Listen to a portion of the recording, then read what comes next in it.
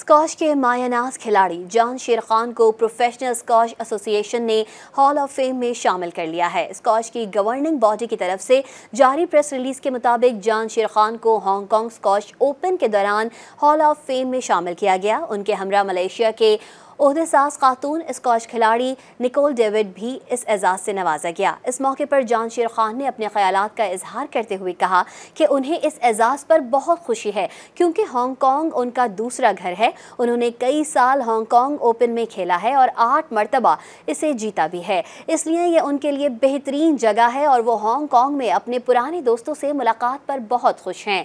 John Sherkhan और Nicol David Professional Squash Association में शामिल होने वाले बिल तरतीब तीसरे और चौथे खिलाड़ी हैं।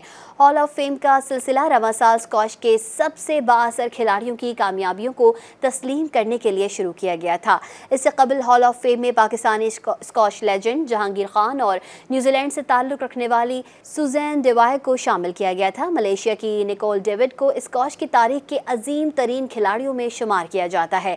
उन्होंने अपने बेमिसाल करियर में 8 आलमी चैंपियनशिप टाइटल्स अपने नाम किए, जबकि 108 माह तक आलमी नंबर 1 के तौर पर विराजमान रहीं। उन्होंने अपने शानदार करियर में 5 ब्रिटिश ओपन समेत 2 कॉमनवेल्थ गेम्स गोल्ड मेडल भी जीते थे। 1980 और 90 की दहाई में स्कॉश पर पाकिस्तानी हुक्मरानी के एक अहम किरदार स्कॉश लेजेंड खिलाड़ी जॉन शेरखान ने रिकॉर्ड 8 मरतबा वर्ल्ड ओपन और 6 मरतबा ब्रिटिश ओपन टाइटल अपने नाम किए थे।